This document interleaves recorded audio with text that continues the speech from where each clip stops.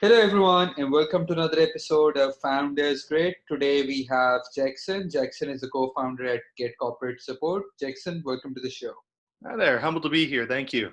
So, give us a brief background about yourself and how you came up with the idea of Get Corporate Support. Yeah, so I'll do just a really quick background on myself. I don't have a ton of industry experience. I'm actually still a college student. For the last 2 years, I've been going to school out in Shanghai, China, but I just transferred to CU Boulder. But now on to Get Corporate Support, which is a pretty new entity, actually.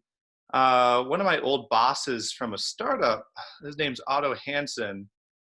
He came to me with an idea, and it was after there was a COVID response project called Make for COVID, and they reached out to him and asked for legal advice and legal support. And that's when it really clicked for him that these relief projects, they need resources, not just monetary but also professional support. And so he reached out to me because he's doing stuff with his business right now, and he's still in the startup phase. And he asked me to kind of take lead and direct the project.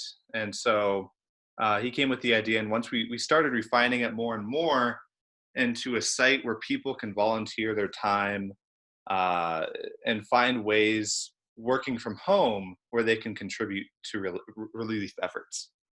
Got it. Got it. So, going forward, how are the early days like? How's the response and how's everything? So is it as per expectation, and what are the roadblocks and challenges that you're facing right now? Yeah, so actually, I mean, we thought it was going to be, I mean, success for us was pretty small. We defined success at the very beginning. As long as we can help just one project, that's success in our mind. And actually, we've managed to help out 6 projects over the course of about a month and a half now. And right now, we have 20 collaborators signed on with us. And collaborators is the term we use for our amazing volunteers. And I think I would call it nothing but a success. And so I'm excited to see where it goes. Right now, a lot of the operations are put on pause as stuff reopens. But I know a lot of experts are predicting a second wave and a second spike. So as people return back to their homes, we're thinking of picking back up our operations and really pushing for our second drive here. Got it. Got it. So, while speaking to these startups, multiple of them, their runways, their investors are changing their thesis, investor thesis. Many of them are being forced to increase their runways by instead of 12 months, everyone is wanting them to increase their runway to 24 months or anything, right? Hmm. So at Get Corporate Support, which industries you felt like would have the most need in the coming few months? Would it be the technology? Would it be the marketing or the legal? Which industry do you think will be performing, or which sector would be performing better than the other? So this is asking which do I think is going to be the best performing industry or the industry that needs the The most help? the the the support where the startups will be requiring or looking to hire from the most. Oh, okay. In terms of the broader industry at large, I mean, I couldn't tell you. It's not really my area of expertise to say. I think a lot of operations that require in-person location. Um, I mean, for example, retail is. I know that they're being hit pretty hard, especially close consumers. J.C. Penney, Macy's, um, those kind of indoor retail sales, as opposed to Amazon, which is all it's more platform economy. Um, in regards to the scope of Get Corporate Support, what we mainly focus on is just the relief projects, and those range from grocery deliveries and having volunteers deliver groceries to the immunocompromised and elderly, to platforms where people can share stories of their loved ones lost. So, Got uh, in our area of expertise, it just ranges all over the board. But as long as there's a common link to helping others during this crisis. That's really what we do. Got it. Interesting.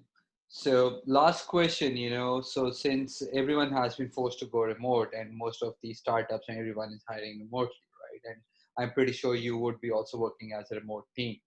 So Mhm. what three top productivity exercises or methods are you using to be more efficient when it comes down to remote? What top 3 exercises?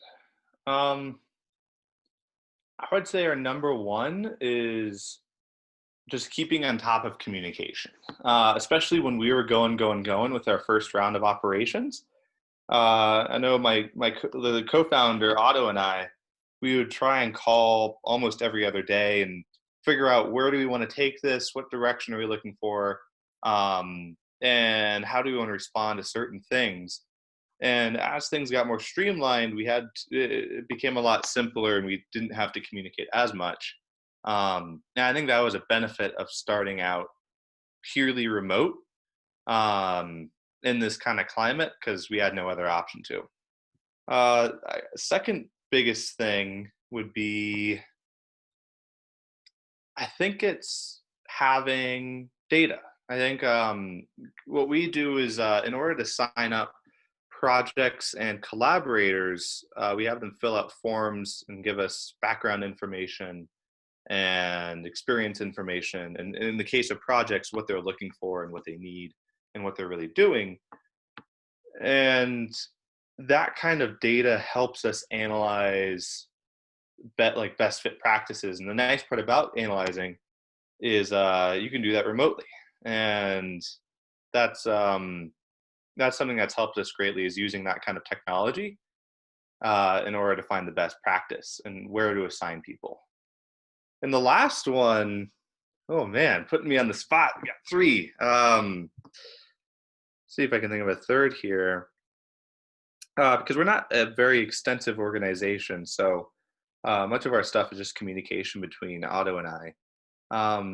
I guess the last part would be trying to keep collaborators and project stakeholders within our communications as well, and keeping everyone in the system aware of what's going on, uh, who they're being assigned to beforehand, so people can opt in or out.